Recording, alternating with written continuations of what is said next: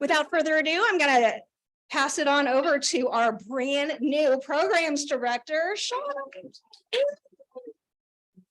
Hi, thanks, Julie. This is going to be fun, so hopefully people will get used to me soon as program director. So I want to introduce our speaker today, and Dr. Charlie. I'm just going to read what I have on you, okay? Dr. Charlie Cartwright believes the common denominator in virtually every business challenge is people, and understanding how to connect with them in a meaningful way is essential for personal and professional success. During the presentation, Dr. Cartwright will provide us with a fresh approach to achieving this in a sustainable way. Thanks, Dr. Cartwright. Come on in. Awesome. Thank you for having me. It's awesome to be here, and hello to the folks online. This is amazing that I have the opportunity to speak here locally in Kansas City area, and also the fact that I get to speak about something I'm very passionate about, which is people, right? And everyone in the room, when you think about it, personally or professionally, the common denominator, that really big task that you have to deal with every day, has to do directly with the surrounding people. So years ago, I reasoned that, hey, if we can figure out this people part of the equation, life would get much better, personally and professionally. So I was on a mission for probably a little over a decade with just a lot of research. And then, of course, I've had a lot of experience in the field. So here's the thing. When I got out, and you'll see this formula, and I'm going to hit on a few keystones of this formula, not the whole thing today. But when I set out to figure out what's the common denominator, what are the key ingredients to motivating people, I noticed that every industry has tons of research when it comes to employee engagement, motivation, leadership, all these things. But what I realize is all these industries, they don't speak to one another about their research. So I got the bright idea, hey, what if I took all that research and looked for the common denominators that would point a clear path to how to really communicate, get along with, motivate, and influence other human beings. And so that's where the People Success Formula was born. And we're going to talk a little bit about that today, just some of the keystones, cornerstones of that formula. All right, so we're all familiar with this great resignation that's happening. And it's been going on for some years now, and it continues, right? And obviously, the common denominator in that is people. Well, what's really driving that? What's driving people to leave their employers? And according to Paycom, the research says this: 94% of the reason why people leave organizations are push reasons. They're not being pulled away, they're being pushed by something that's happened within that organization, specifically how they're being led, how they're being communicated with, how they're being interacted with. And I really love this quote from Winston Churchill: however beautiful the strategy, you should occasionally look at the results. And so if you look at the results right now that's happening in our nation with these mass resignations, then maybe the strategy needs to change, right? Maybe a different approach needs to be adopted. So I want to share that approach with you all today. Now, the great thing about leadership, the great thing about success, and I'm a student of both, is success leaves clues, right? And so all we have to do is follow those breadcrumbs, and we're going to find out what the genesis of that is. And so I was recently in Seattle, Washington, and that's the birthplace of Starbucks. 3 stores in Seattle, Washington has grown to over 30,000 stores worldwide. And one person had the vision for that. That was Howard Schultz. And once he started running that organization, he said, I realized something very quickly. He said this: we weren't in the coffee business serving people, but we're in the people business serving coffee.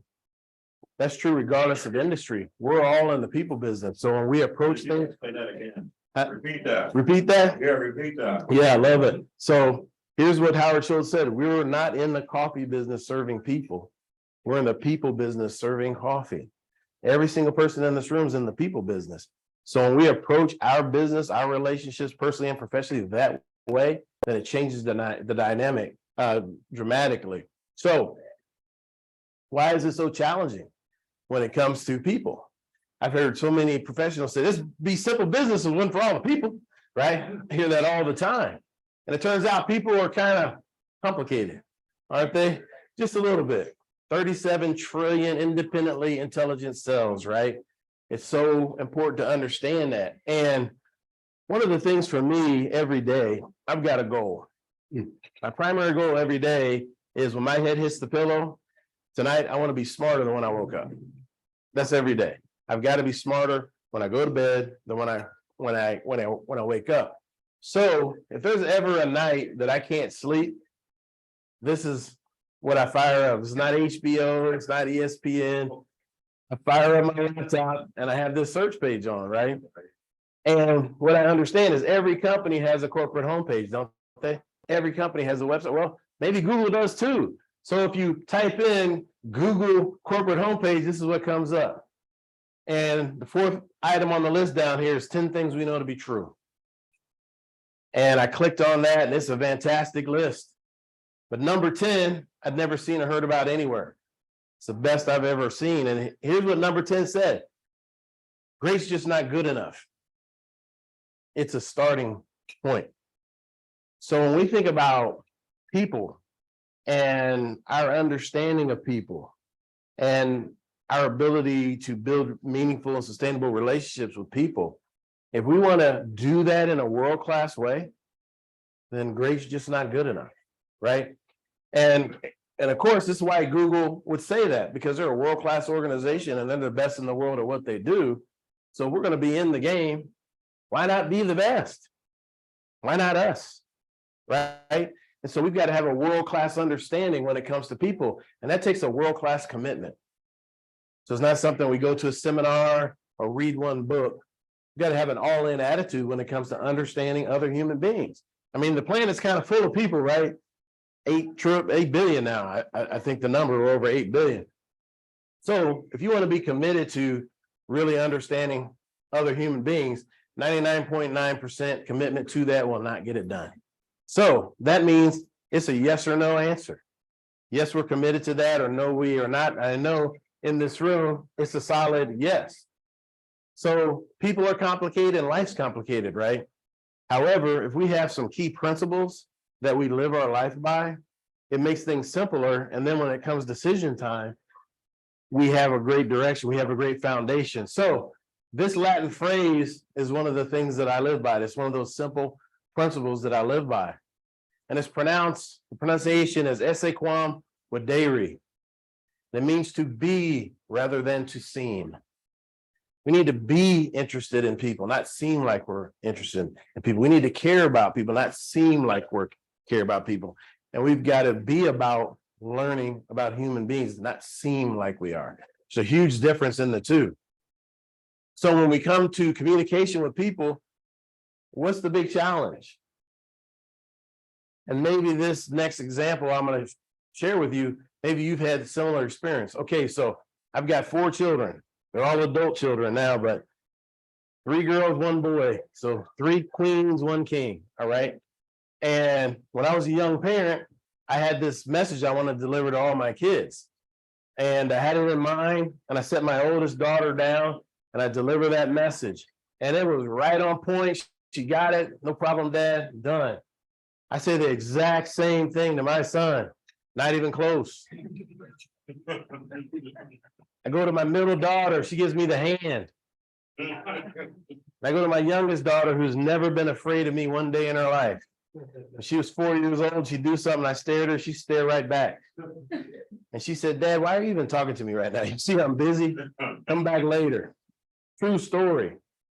So here's what we got to understand about people. And this is what's often missed. So Dr. Charlie quote here, if you understand how the mind is designed, you can reach anyone. Okay, so despite evidence to the contrary at times, how many brains does a human being have? 1. We're all familiar with that, right? Cranial brain, 86 billion neurons. And left brain, right brain. We know some people live in the left more than the right. But now we got technology and science, and we understand that, oh, the heart's not just a pump. 40,000 neurons. And that gut feeling you've had your entire life is a real thing. 500 million neurons. So now scientists classify human beings as a superorganism. Three brains that work independently, but come to decisions collectively to make up one mind. Three brains, one mind. So if we want to influence an individual, we want to really communicate with that individual, we need to talk to all three brains at the same time. When we talk to all three brains at the same time, and there's no medical condition going on with that individual, we are going to influence them. We are going to move them. And I'm going to show you how to do that today in a real simple way, a real simple formula. So I remember talking to an insurance company about this, and they had some of their clients there, and this insurance company I partnered with, and it was really disappointing. I think I had a leader approach me after the presentation, say, "Oh, so I've got to be a psychologist now too?" That was the attitude. And my response was, "Well, do you have a driver's license?" "Oh, of course I have a driver's license." "Well, why do you need a driver's license?" "Well, so I know the rules of the road, so I can operate my vehicle safely and keep other people safe." "Right, and they made you take a test, you had to study." "Oh, of course." "Okay, so if I pulled up a pickup truck out here, could you operate that vehicle?" "Absolutely." Might want to drive the minivan, but could you drive the minivan?" "Yes, I could drive the minivan, and I bet you'd love to drive this Bugatti." "Oh, absolutely." These are three very different vehicles. How do you know you can drive all of them? "Oh, they operate on the same principles." Precisely. People operate on the same principles. We need to know what those principles are. And when we know what those principles are, we can be intentional when we're communicating, when we're interacting with other human beings. So I'm going to share some of those today. So when it comes to culture, you hear a lot of things about culture. What's the culture like in the American workforce right now? What's that environment look like? And Gallup puts this poll out once a year. Should have the latest numbers sometime in April. They usually when they release these. So these are the latest numbers. And this represents over 130 full-time employees in this country. And right now, 50% are not engaged, 16% actively disengaged, and only 34% are engaged. Let's go ahead and define those terms. What does an engaged employee look like?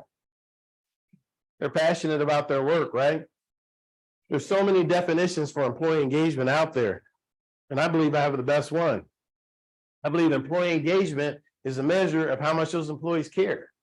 How much they care about their jobs, their coworkers, the organization they represent, the clients they serve, and the community they serve in.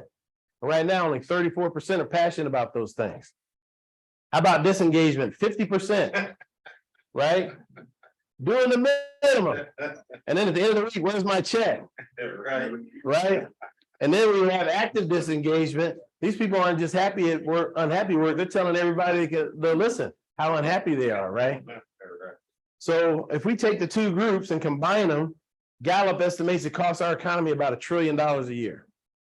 Now, I know that's a big number, but I got a little help with my math, and I came up with this example. If we took $1 trillion $1 bills and strung them end to end, how far do you think it would stretch? Now, here's a tip. A dollar bill is slightly over 6 inches in length. I need 3 guesses. How far would $1 trillion $1 bills stretch? 5 times.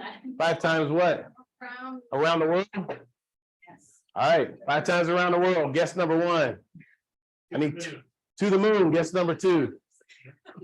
I need one more guess. Asia. To Asia. All right. I got to Asia. I got around the world 5 times. I got to the moon. Anybody in this room from Iowa? I got to pick on you. 2 of you. I got to pick on you. I was in Iowa, and I asked this question, and someone said 2 football fields. 2 football fields. I said, "Did you say 2 football fields?" "Yes." We went bowling that night, and that person never lived it down. "How did you say 2 football fields? That's $1 trillion.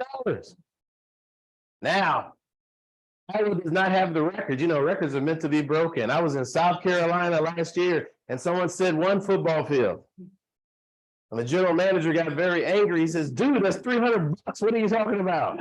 1 football field."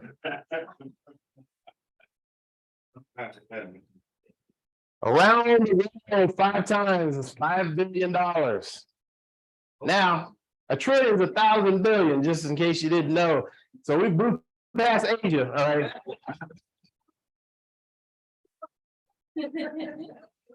You're laughing. Now we're heading to the moon. 25 billion, get you to the moon. We still have 975 billion. Yes, ma'am. My guess to Mars. To Mars. Yeah. I love that. That is a great question. That's a great guess. But we're gonna blow past Mars. Would you believe it's all the way to the sun? That's what active disengagement is costing our economy every year. So here's my question. How do we get here? Tell me about anyone you've ever seen or heard about. How do they feel when they get a new job? They're ecstatic. Ecstatic, excited, right? I got that job. They call everybody. Right. But somehow we go from I got that job to 100 years old to this actually kind of sucks. 6 months to reach that evolution. According to the sorority group, there's an 85% drop off in employee morale in the first 6 months of employment. That's all about how people are being treated. But here's what I hear. I travel all over the country and I hear this, Dr. Charlie, we're in the big city. If we were in the rural, people have the work ethic in the rural location. Had the rural, we had their job applicant pool would be better.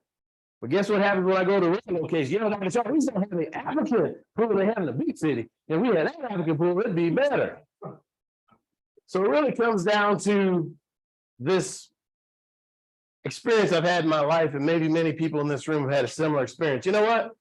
There's 5% of the people that you've ever met in your life. They're always for you. My grandmother, when I was growing up, was my entire 5%. I could do no wrong. That woman thought I walked water. My grandfather did not agree. But my grandmother would say to him, don't you touch that boy. But every once in a while, she wasn't around and he got me. I'm just saying. Then there's 5% of the people that are always against us, right? Right. These are the people that you can walk up to them every day and hand them a crisp $100 bill. As soon as you walk away, they're chirping. What about the other 90%? You know what? They have not made up their minds yet. And they're going to make up their mind based on how we treat them. So my math says we have a 95% opportunity for success. That other 5% is just life. We got to take it on the chin. All right. So here's this other thing that often is not talked about. People that we work with, people that we do business with, they have factory settings. I mean, everybody's got an iPhone or an Android. I'm an iPhone guy. I got this phone last year. Now it's old, but it had factory settings. I had to go and make some resets, right? Did you just say what I think you said? Factory. I got it last year. I did. And now it's old. It's old. It's starting not to work right. That's all we do. And then I call them up. So you think about a phone, a new phone every time. So I just resigned myself to $1,400 is going away every 12 months. So I can have the latest phone. So here's the thing. Where do people get their factory settings from? Vacation? That'd be a nice place to get your factory settings. People that we work with, work for us, or that we do business with, where do the factory settings come from? From their morals and how they were raised. How they were raised. Oh, you meant that, sorry. Yeah. Oh, Right? Their life experiences, right? So when we meet people, we have no idea how they grew up. Maybe they grew up in a home where they were just tolerated, not celebrated, right?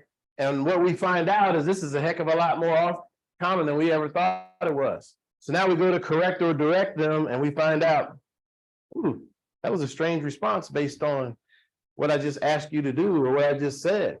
And I grew up in a dysfunctional house. And the biggest problem with that is you don't know it's dysfunctional, right? Yeah. Then you get out and people start asking me questions. Well, why in the world would you think that? And I'm like, that's what mom used to say, right? Why would you do that? That's what dad used to do. That's what in my mind, right? You mean that's not right? No, it's terrible. Oh, okay. Thankfully, I had people in my life that went in and reached in and dialed those factory settings back a little bit.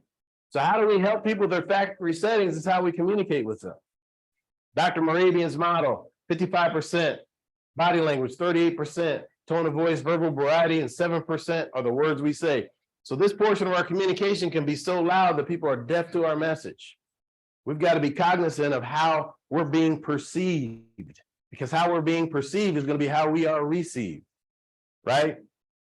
So ask yourself this question. When you speak to someone afterward, do they feel embraced by your words?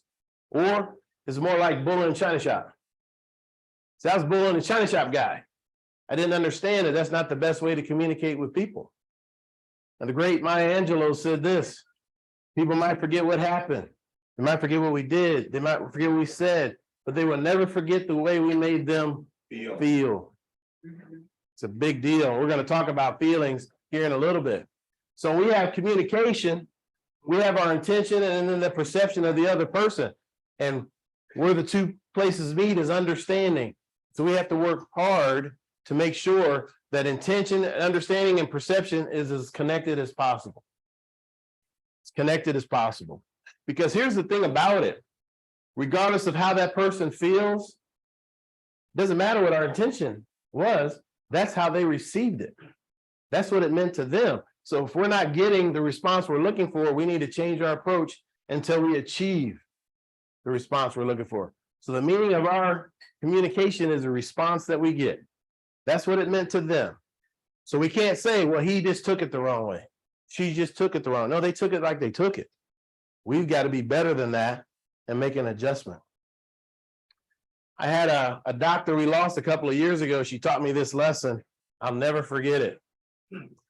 She was the first African-American police officer and firefighter in North Carolina. And Dr. Gail Coleman, I believe. And she grew up in a military family. And her dad was a really difficult man to deal with. And so she said, all my brothers, my siblings, including my mother, would send me to my dad. Hey, go talk to him. You could talk to him. And he taught her this lesson that I want to share with you today. Whenever you speak to another human being, you're in front of the royal court, right? So here's who's present. The joker's always there, the jester, and you got the king or the queen. Now, the person that responds back to you is the person that you speak to. You want to talk to the queen? You need to speak to that woman as if she is the queen, and she will respond. You want to talk to the king? You need to speak to the king is the way, in the manner that you speak to the king. Because if you don't talk to the queen and you don't talk to the queen, who's going to answer? Right? We got to make sure that we're always going to speak to the person that we want to see. We want the king. We need to talk to the king. Years ago, I was in Austin, Texas for the first time. I didn't realize the traffic problem in Austin, Texas. It's the worst traffic in the nation. Okay, terrible. It's a cruel town, but they've outgrown their infrastructure. So I got stuck on the highway and I was running late for a conference. And then I park, and I'm like 5 minutes, I'm supposed to be in this room. And I'm literally running, and I get in the lobby of this hotel, and it's huge. And there's elevators over here and elevators over there. And I didn't know. I said, I got to take the right bank. And I see a janitor walking across. He's pushing a cart. And I said, sir,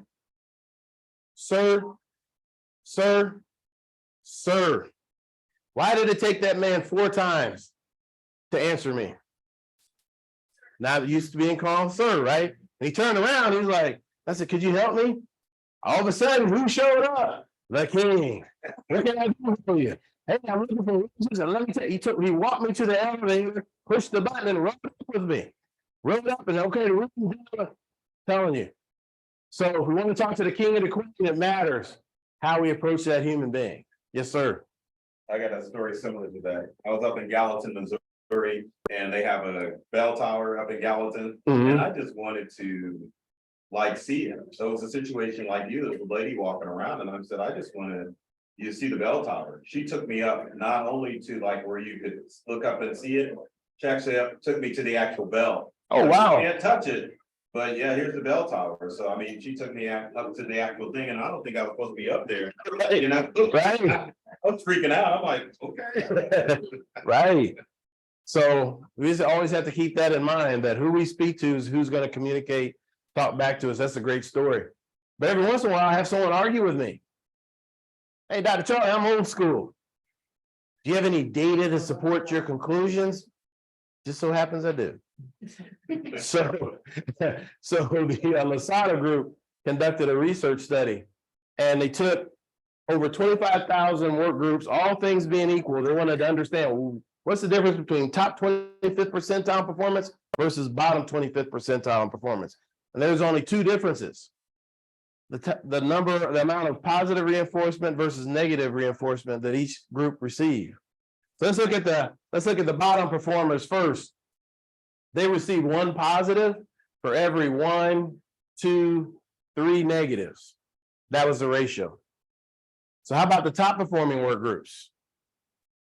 They received not only 1, but 2, 3, 4, 5, 6 positives to every 1 negative. The exact number is they received 638% more positive reinforcement.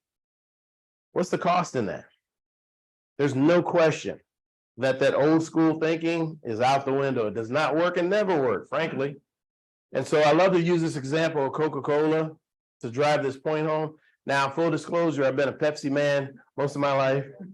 My kids have accused me of being a Pepsi-holic. Dad, you got a problem. You drink way too much Pepsi.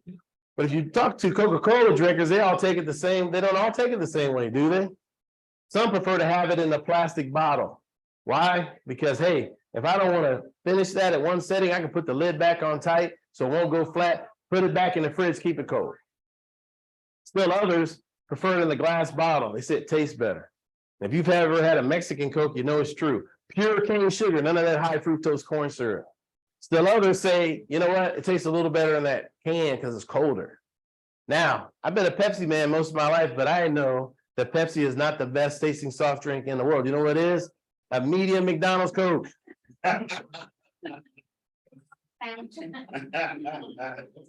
There's a lot of folklore around McDonald's Coke. She says because it's a fountain. Now, back in the day, they actually used to put cocaine in Coca-Cola. I think McDonald's still does. They sprinkle it on their fries too. I love it. You're gonna read the Times article, they be like, oh man, they were right. They've had us all on crack. Anyway, here's my point. It's all Coca-Cola, right? But how we package it makes it more palatable to the end user. As a matter of fact, if we package Coke the right way, even a Pepsi drinker will prefer it. It's the same thing with our message. We package it the right way, our audience will drink it in willingly, but it's not one size fits all. So, how well do you know your people? Your teammates, your customers, how well do you know them? Sometimes leaders tell me, I got this one covered, I'm good. But the Dalai Lama said this. He said, we've been all the way to the moon and back safely, where we find it hard to walk across the street and meet a new neighbor, or walk down the hallway and meet a new employee. We have more means of communication than ever before, but less meaningful communication. So here's a way to test yourself silently. Think about people that you work with or clients that you serve. And this weekend, the weekend's upon us, they'll be driving around their personal vehicle, right? Maybe running errands or going to do something fun. Do you know who rides in the back seat of their car? Their dog. Right, dogs, kids, grandkids, nieces and nephews. But here's the thing, if you don't know who rides in the back seat of their car, that means you really don't know them. Because our most precious relationships often ride in the back seats of our car. And if we don't know the answer to that question, we need to get to know the answer to that question. David Grohl said this some years ago. He said you can sing a song to 85,000 people, and they will sing it back to you for 85,000 different reasons. We need to know our people's reasons. And, you know, I'm privileged to be able to travel all over the country and deliver similar messages. And I have so many topics that I cover. I mean, there are literally 698 folders in this laptop, and there are over 30,000 PowerPoint slides. It's a crazy number, I know. I told you I was a research nerd. So 30,000. The next two slides you're going to see are the only two that are always in the deck. They're the only two because they're that important. So when I was growing up, Robin Williams was my favorite comedian. He's still my favorite comedian. So I remember where I was when we received the news that we lost Robin Williams. I just checked into my hotel in Minneapolis, Minnesota, and I don't watch the news, but I do watch the Weather Channel. And there's certain times of year, if you travel to Minneapolis, Minnesota, you need to keep an eye on the weather. You might get stuck there for several days. And at the bottom of the screen, it crawled that we lost Robin Williams. And after I got over that shock, I realized something. I watched all of his movies. Miss Doubtfire is my favorite Robin Williams movie, by the way. I watched his comedy routines, his sitcoms, but I didn't know anything about the man. I didn't know anything about the human being. So I pulled up that Google page and I read everything I could find about Robin Williams that night. But I'm really big on quotes. This is probably the only famous quote that I've never written down, because when I read it, it went straight from that computer screen into my long-term memory. And here's what he said. He said, I used to think that the worst thing in life would be to end up all alone, but it's not. He said, the worst thing in life is to end up surrounded by people who make you feel all alone. We've got a real challenge in this nation that millions of people go to work and wake up every day and feel alone in a crowd. And we got to make sure that no one in our presence ever feels that way. Mother Teresa said the most terrible poverty is the feeling of loneliness and being unloved. It's the most terrible poverty. And so we got to be on the lookout for this. And when we recognize it, do something about it. Say something. Right? But sometimes we try to get close to people, they put up walls, don't they? But we got to know a way around the wall. You see that there? It took me 2 hours to figure out how to do that. You were saying that. You gotta have a picture and the right transition and we're gonna. So the Mercer group wanted to understand what are the most important things to people at work. What's most important? Not just the United States, but all over the world. They traveled all four corners of the world, right? 22 nations, and they put together a top 12 list in every country. You think money was on the list? Yeah, got to pay the bills, right? But I was surprised that money never finished higher than number 8. Here's the shock. People are people. Number 1 was universal. Japan, Africa, China, Mexico, UK, Australia, United States. What was it? Turns out from the day we're born to the day we close our eyes in death, there's one thing that we want above all else. Aretha Franklin wrote a song about it. It's respect. When we show another human being respect, it takes the walls down. But if they ever feel we're being disrespectful, the conversation's over. They're just waiting for you to stop talking. Right? So when I rolled this research out the first time and I got feedback forms, they said, half the people said, hey, we believe you. You didn't tell us how to do it. I was kind of shocked, like, you don't know how to be respectful? Okay, I can fix that. So I came up with this example. Here's an exercise. You can do it at home. You can do it for your office, wherever. But you got to pay attention to my instructions. Now, I simply put this up because I know we have a few young folks in the room. You may have never seen a clock with hands on it. All right. I want to remind you, clockwise rotation. Got to pay attention. Clockwise rotation. All right, so here's the exercise. Doesn't matter which hand you use. Take your index finger and point to the ceiling. It's got to be above your head.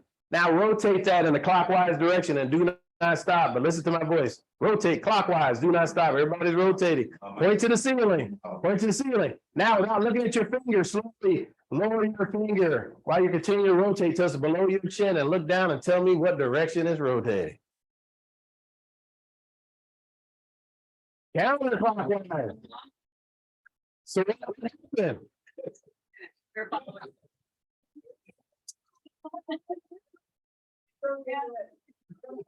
Yeah. So what happened? Perspective. One of the greatest ways you can show another human being respect is to take the time to gain their perspective.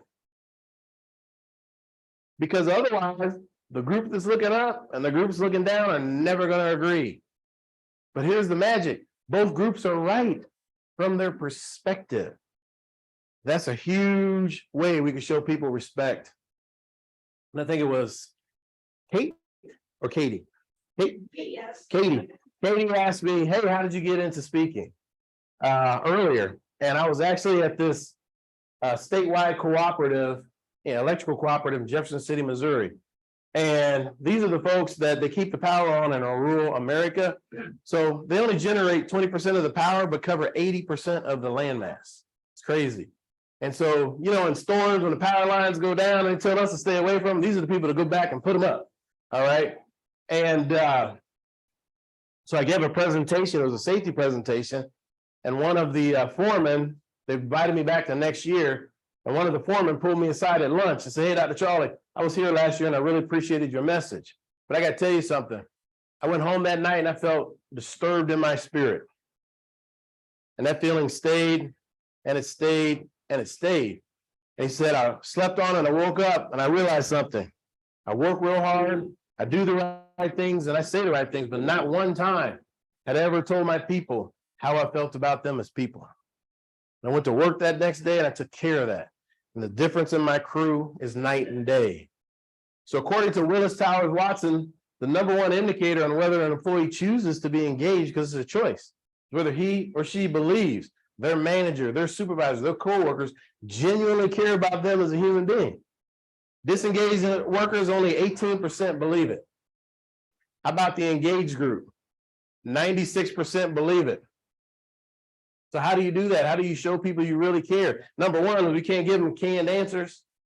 You're talking to scientists now classify us as a superorganism. We got 3 brains. You're talking to the most advanced creature on the planet. Okay, so canned answers don't work. They know the difference between the real McCoy and a fake immediately.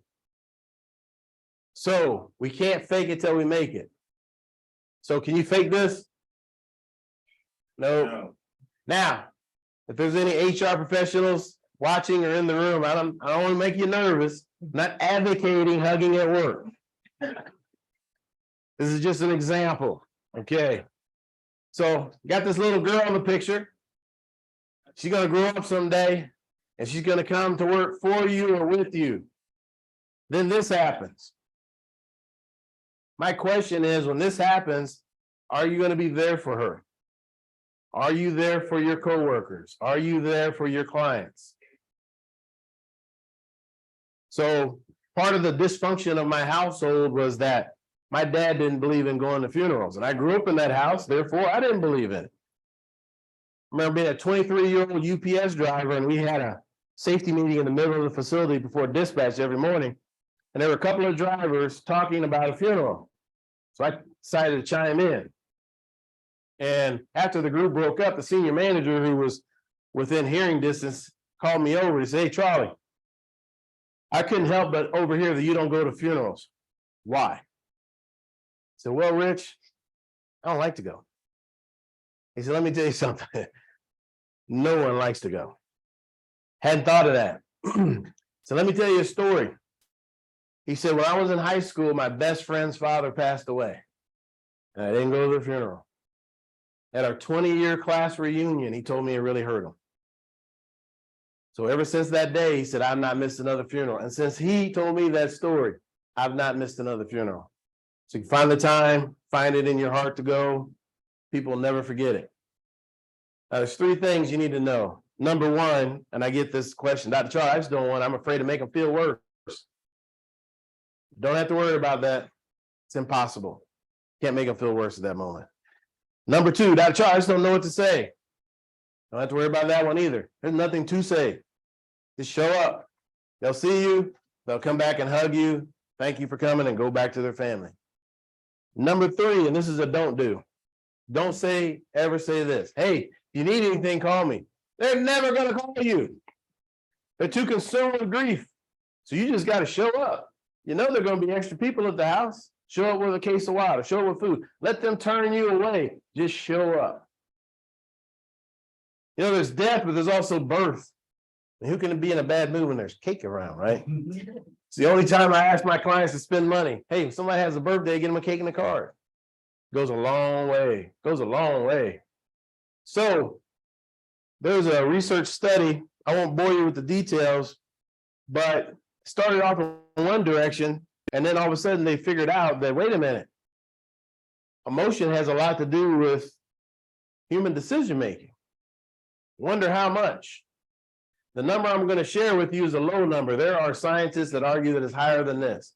We're talking to human beings who are trying to make a decision. 90%. 90% based on emotion. So here's the thing. We want someone to buy into a program, a relationship, whatever. We don't reach them on an emotional level, our chances of influencing them are very small. So how do we impact people on an emotional level? We got to tap into their why. Now, there's been books written on why, and here's the why I'm talking about. In this room, I guarantee you there's hundreds of whys. Why are you dating the person you're dating, married the person you married, chose the career you chose, live in the town? I believe everyone's whys can be boiled down to one. And it's a riddle. Maybe this group will solve it. Here's the riddle. I am the only why. Who am I?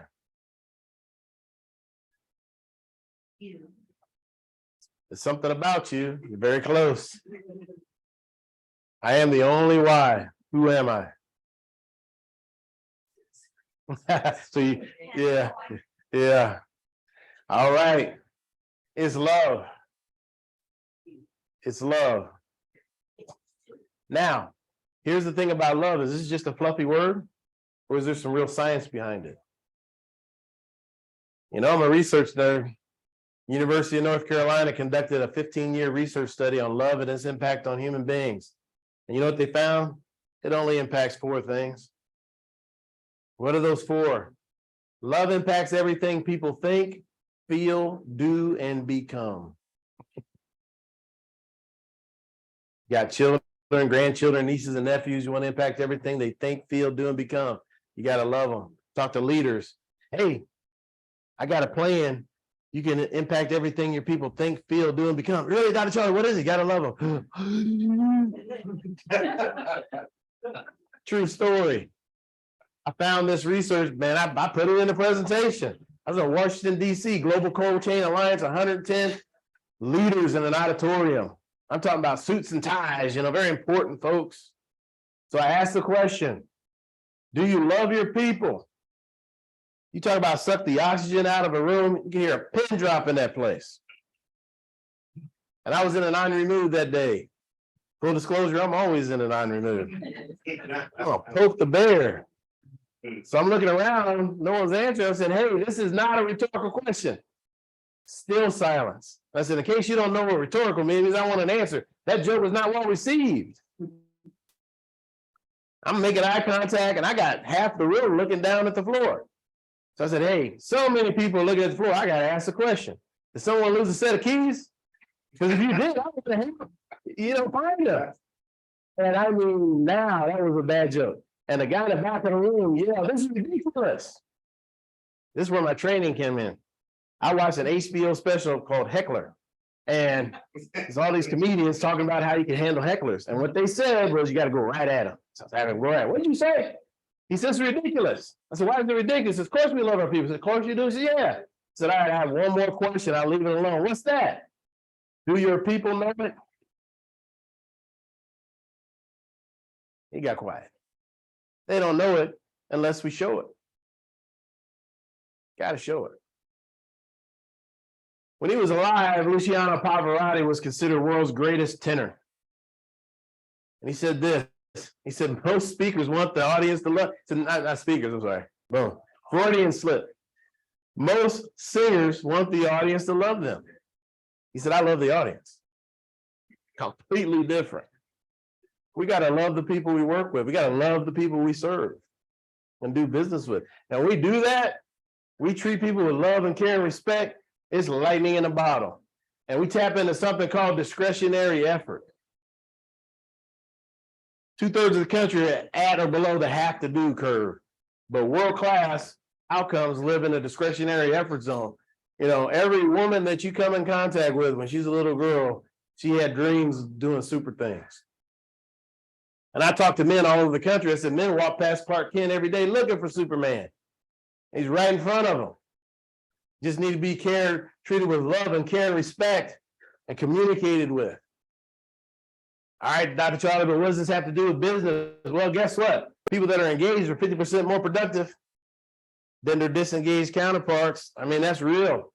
How about quality defects? Disengaged employees have 1,000% more quality defects than their engaged counterparts. And profitability, that's a thing, 217%. Engaged organizations versus disengaged organizations in the same stratosphere. But we got to be relentless when it comes to this. We got to be relentless about it. And we're in March Madness right now. Something the great Gino Auriemma said.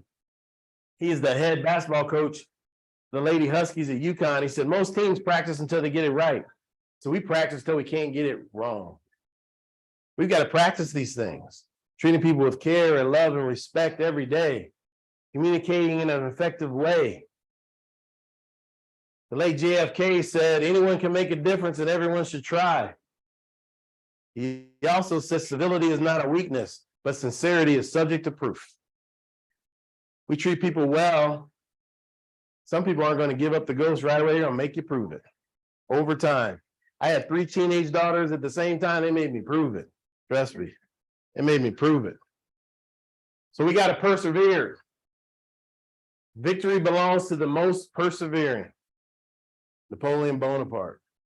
And you know, sports and business and life kind of intersect because sports is a microcosm of being successful at life, succeeding in life.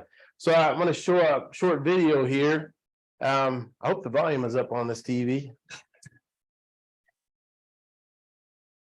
I'm going to show a short video here, and it's one of my favorite. There we go. Yeah, pump up the volume. There we go.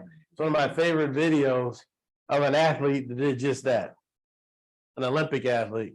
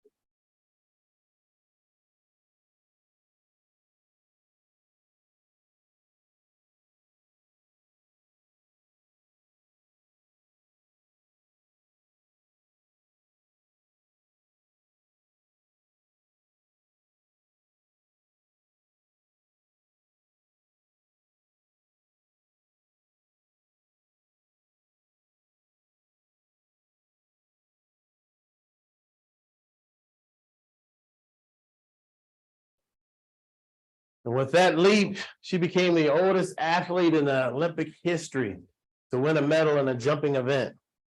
And she just didn't win any medal, she won the gold medal. And in that competition, she never missed a jump. She practiced until she couldn't get it wrong. So, what's the key at the end of the day to ultimate success as people? One of my biggest heroes, Mr. Rogers, sums it up. 3 ways to ultimate success. First way is to be kind. Second way is to be kind. The third way is to be kind.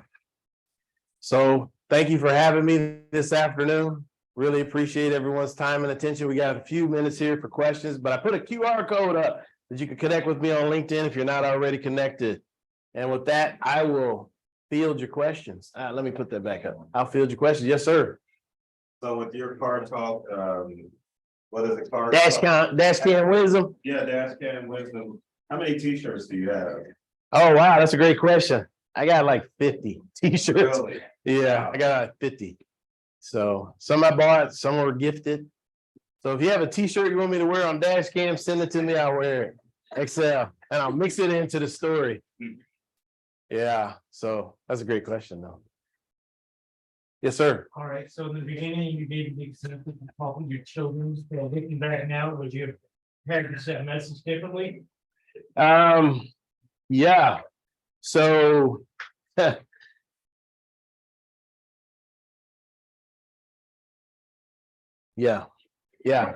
Yeah, I don't, I wasn't the best dad when the kids were little because I just didn't have the skill set.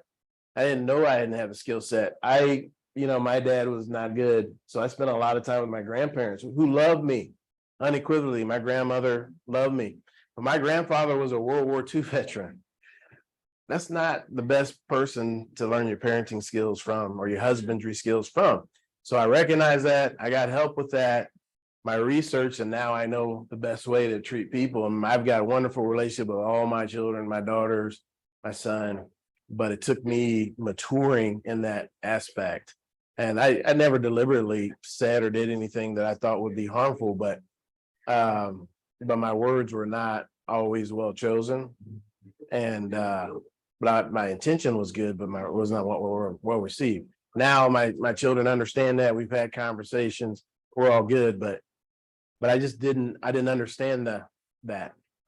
So, yeah. Great question. Yes, ma'am. You mentioned that decision making is based on emotions. I'm currently in a discussion with one of my friends who was like, no emotion, I just made a decision.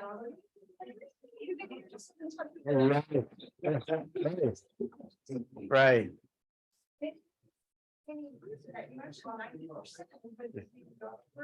Yeah, 90%, that's the low number. Most people in that space argue that it's a higher percentage, right? It's higher than 90%. Now, there are some people that are so left brain dominant, they literally don't care about emotion, and it's 100% data, that's all they care about. But that's a really small group, and they're not real friendly. I mean, they just care about numbers, but there is a small group of the population that operates that way. But most people, you're going to be able to trace it back to an emotion. That's a Lindstrom study, if you want to look at it. And basically, they were studying a brain injury, people with brain injury to the temporal lobe. And this portion of the brain has a lot to do with regulating human emotion. So people without the brain injury versus people with the brain injury. And they found out the only difference was two differences. The one group didn't experience emotion and they couldn't make a decision about anything. So they're like, wow, we had no idea. And that's how they arrived at that research. And now it's a whole new field. Human emotion is huge. Interesting. Politicians have known it for a long time. It's terrible how they use it, but we can use it for the right ways. Well, if there aren't any other questions, let's thank Dr. Hartley. Thank you for having me. Anyone type anything online? We're good? Awesome. Thank you for having me. Thank you so much. Yeah, absolutely. Before everyone leaves, we have a couple of special guests who came in late that I'd like to introduce, ladies. We have some guests from Sunflower Benefits Group. And I know that our member at large, Jeremy, has been working with you all about getting you set up with our new benefits package program. Do you want to talk a little bit about what that looks like? Sure.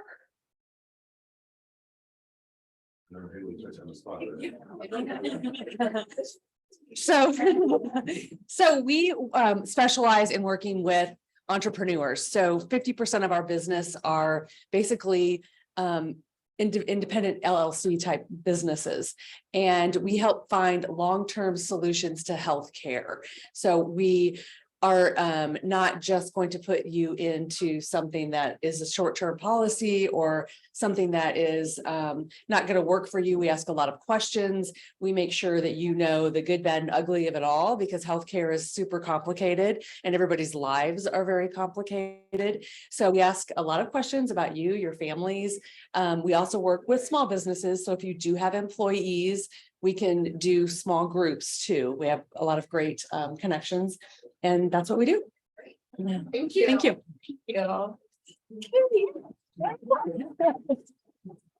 Thank you so much for coming out. I know this benefits program has already launched on our website, but we've done a soft launch. So if you are a member, if you log in on our website, you'll be able to see the 2 and now coming 3 benefits that we have for our members specifically.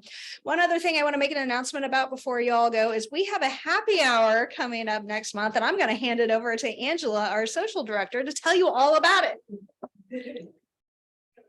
Do you want me to be in front of the camera too? Oh, well, okay. I want to be part of the Zoom. So it is the 13th and it is at Torn Label. It's a brewery, so yay. Starts at 5 o'clock, ends at 7. A lot of folks just hang afterwards, but you'll see the banner. That's usually how we identify, is you'll kind of find us wherever we're at with the banner. And there is no cost to attend. You just go ahead and purchase your own beverages and have fun. Okay, so if you're not gonna have fun, don't come. Very good. Well, thank you all for coming out today. Again, just keep watch with your emails on our social media and our website with our upcoming events. Kelly does an excellent job with our emails, so thank you very much.